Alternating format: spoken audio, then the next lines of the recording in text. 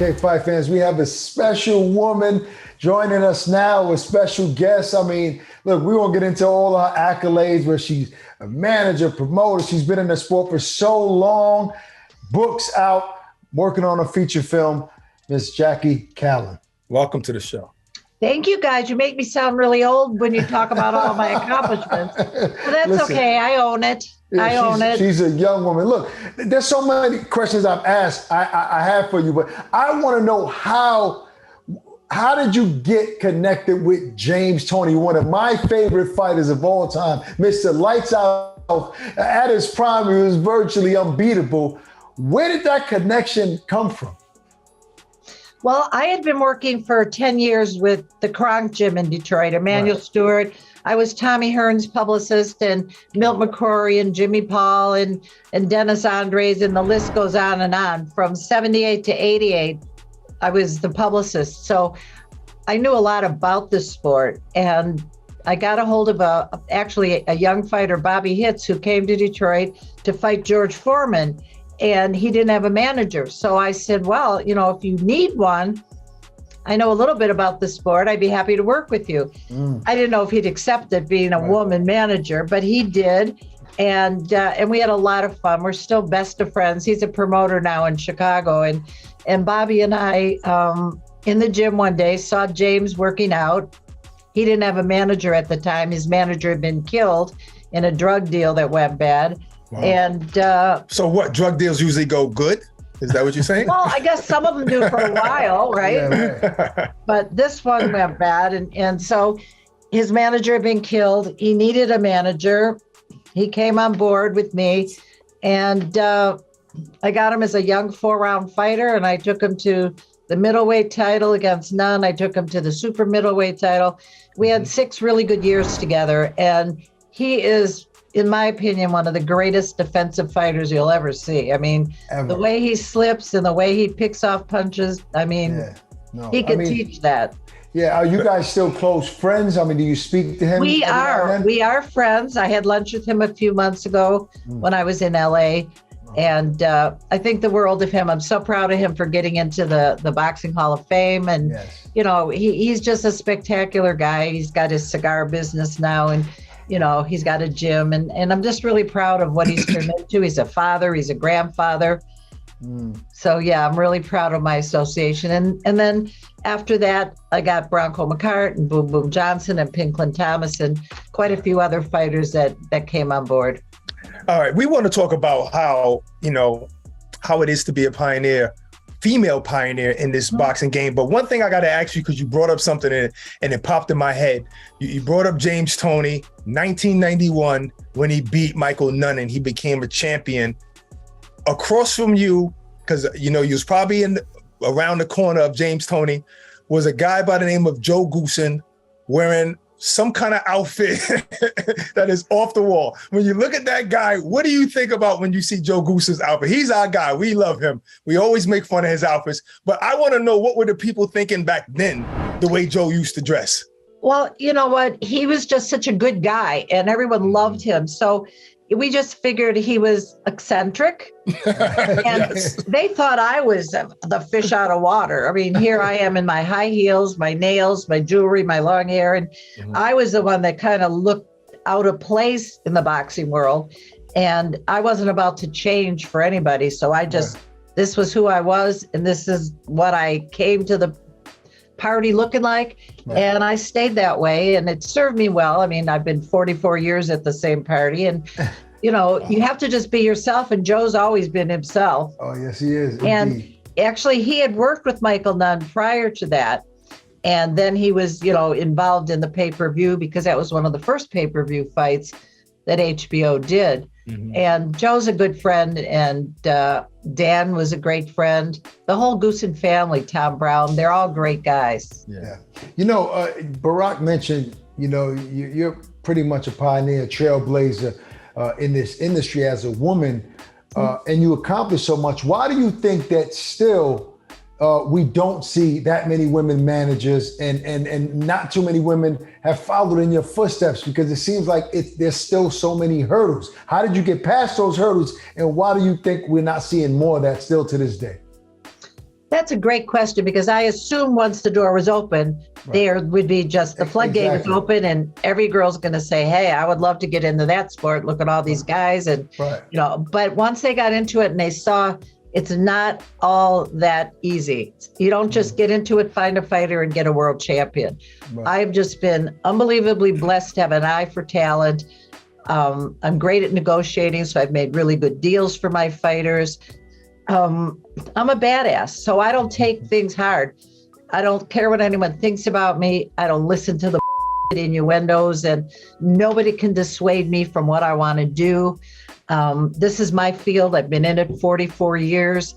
And when I got in it, I made up my mind. There's going to be a lot of there was no Me Too movement then, but I can tell you Me Too stories. Ooh. And I just figured if I'm going to be in this, and it gets hot in the kitchen, either you stay in there and keep cooking or get out. And I made some great meals in that kitchen, and I didn't really care too much.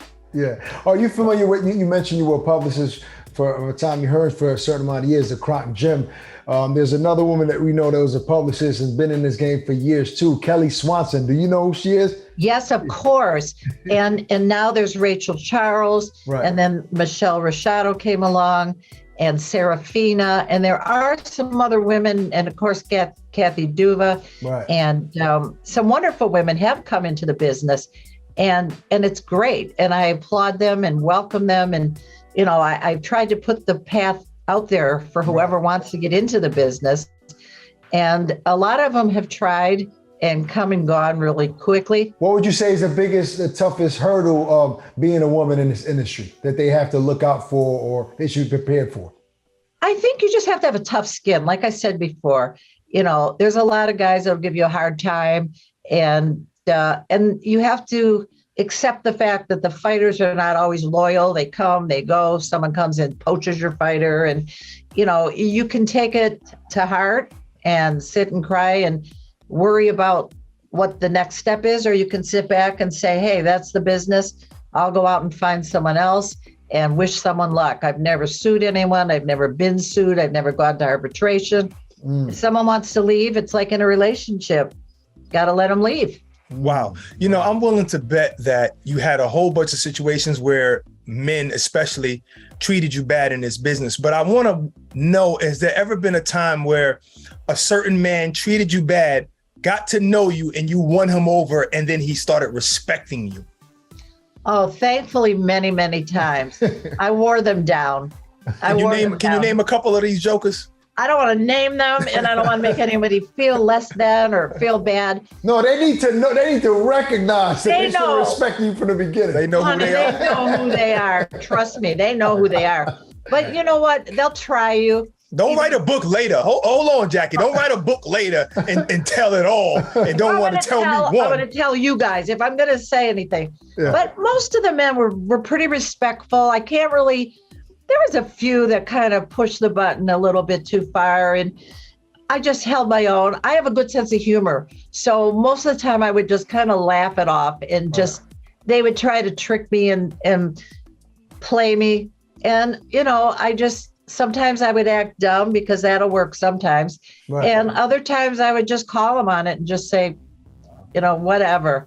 And eventually they would say, come here. And they'd give me a hug and say, it's all good. And I'd say, no problem. Give them a fist bump and go out. What about the flip side of that? Can you name one person that was always solid from the very beginning and showed you the utmost respect from the very first time he met you? Oh, yeah, absolutely. Emmanuel Stewart was great. Bob Arum, Bruce Trampler, Ron Katz, who worked for him then, Tom Brown. Those guys were always great. Never had a problem with them. I would say that those guys were all stand-up guys back in the day. And of the current days, Lou DeBell is great. Nobody questions me anymore. Yeah, you earn your stripes. If I come to them with a fighter now, they'll mostly listen to me and say, all right, what you got? Well, were you a fight fan before you got involved with the Kronk Gym and Emmanuel Stewart and those guys? To be honest, I became a fight fan when I saw Rocky, the first Rocky movie. I just kind of fell in love with the character. I fell in love with Stallone as an actor and a writer. And I just thought this is an interesting sport. So even though I was a journalist in the entertainment field, you know, for me, I covered the Oscars, the Emmys, the Tonys, the Grammys. I was really focused on being like Barbara Walters, going national in syndication and that. And then the sports department was short and they needed a writer, and they threw me out there and sent me to the Detroit Lions locker room and sent me to the Tigers and the Pistons and the Red Wings. And I had to fly as a sports writer, and I felt right at home. You know, I had only a brother, no sisters, and my dad was one of 3 brothers. My husband at the time was one of 4 brothers, and I had 2 sons. So sports was very comfortable for me. Being around men was very comfortable. So I became a sports writer, and one of my assignments was to interview this young 4-round fighter coming out of Detroit, Tommy Hearns, and Bernard Mays, Super Bad Mays, who was also an amateur at that time, Mickey Goodwin, who you probably don't know, but he started at the same time as Tommy Hearns. Then we got Hilmer Kenty, and the stable grew and grew and grew. And as I grew as a boxing and sports writer, Emmanuel hired me as a publicist. So that's when I started setting up press conferences, weigh-ins, doing all the press kits, setting up the photo shoots. And I studied under Emmanuel. I watched everything. He taught me how to wrap hands, how to stop cuts, how to pick the right sparring partner for the fights. So I did my homework. You worked with some of the biggest names, male names. Have you ever said to yourself, you know what, let me try and find that next great female star? Oh, listen, I was commissioner for female boxing in the late 90s. So I really got my hands wet and down dirty with the girls. And then I worked for a company called A Ring of Their Own, who promoted all females. And I worked with Mia St. John, and I worked with Daisy Lang, and I worked with Janine Garside and Lucia Riker and all the girls. So I have a pretty good eye for that as well. And I love female fighting. I think the girls are amazing. And they, even though they only have 2-minute rounds to work with, they give it 100%. And let me tell you, these girls train just as hard.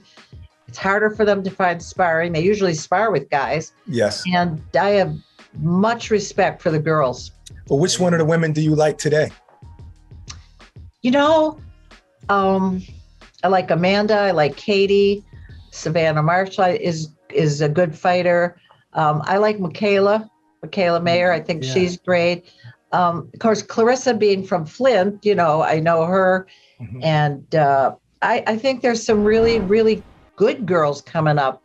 And I like to see them getting in there and doing their job. And when we see fights that are main events that are women, or the fight coming up in London with, you know, females headlining the card, that's brilliant. I love it. I think it's fantastic. Okay, so who do you think wins that fight between Clarissa and Savannah Marshall? Well, there's no love loss between them, you know, because Marshall beat her in the amateurs. And Clarissa didn't lose a lot in the amateurs, and that is always, you know, stuck with her. But I'm going to go with Clarissa because she's the hometown girl and she's on such a winning streak. And, you know, I just think she's got a little bit more. But, you know, we'll see what happens. That's the greatest thing about boxing is you can handicap it like a horse race. And one punch changes everything. So that's a hard sport. For me, it's a hard sport to pick because it can go the other way. An underdog can just have a great night. One man's best night could be another man's worst night, and the whole thing changes. Yeah, I mean, it's theater of the unexpected. I mean, one of the greatest fights I've ever saw in person was Amanda Serrano, Katie Taylor. So, but I want to switch gears real quick. You're author of 2 books, you know, between the ropes and hit me with your best shot, but producing a film now. Can you talk a little bit about the legend of Jack and Diane? Yes, and that's pretty interesting because Bruce Bellacci, the guy who wrote it and directed it, was a fighter. He trained with Tommy Gallagher in New York, Long Island, and then he became an MMA fighter. And he and I met in LA when I was living out there, and we promoted some MMA fights together. And then we got together a few years later, and we were going to do something called Battle of the Bachelors. We got together a lot of the guys from The Bachelor and The Bachelorette, and we had an event planned for March of 2020, and then COVID came and shut us down. And a couple years later, he had completed this screenplay, and decided he was ready to cast it and direct it. And he called me and asked me if I wanted to be one of the producers and come out there and be on the set every day and work with him. And it was really fascinating. You know, I'd not been every day on a set ever. On my own movie, I was on the set a couple days, Right. but that was a big budget, $50 million Paramount film. This was an indie film. Right. And I was just fascinated by the process. And I'm going to be doing another one in August and another one in November. So, All right, so you're going to be involved in making films now. yeah, and now people are giving me scripts. It's amazing. And I just got a wonderful script on Bob Seger, the singer, and we're kind of working on that right now. So I'm never going to give up boxing, but there's always time and room for something else if you really love it. You're a woman of many talents. Yes. If there was one thing that you can change in the sport today, what would it be? If there's something I could change about boxing, Yes. maybe the judging. I would think the judging could be a little bit more across the board level, Consistent. because you see a fight, and when I see one judge go 96, 94 and another judge 98, 92, it's like, what fight are you guys watching? And there's no real education of judges. It's all very subjective. And I've seen some really bad decisions. So I would love to see better judging. Well, Okay, listen, can I ask you another question about boxing, about this course. famous boxing movie, Against the Ropes? Yes, Do you can. Do you think you were portrayed properly in that movie? No. Mm. Good question, though. I'm glad you asked that. But, you know, Meg Ryan at the time was kind of like America's sweetheart, little romantic comedies. She knew nothing about boxing. And, you know, I'm not cutesy Miss America's sweetheart. That's just, that kind of personality would never make it in this business.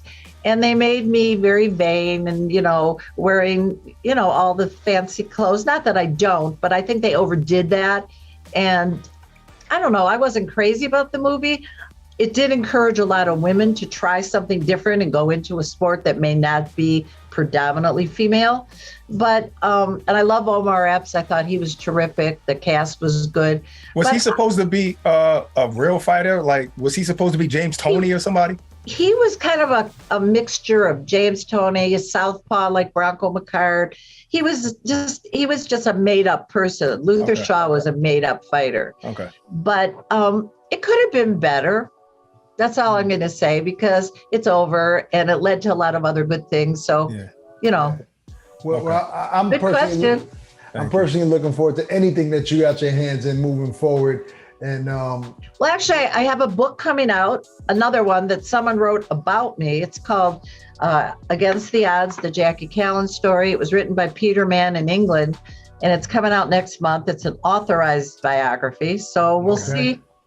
I'm going to read that book That's then. nice. And any. Well, I hope so. Listen, it's been a pleasure chopping it up with you.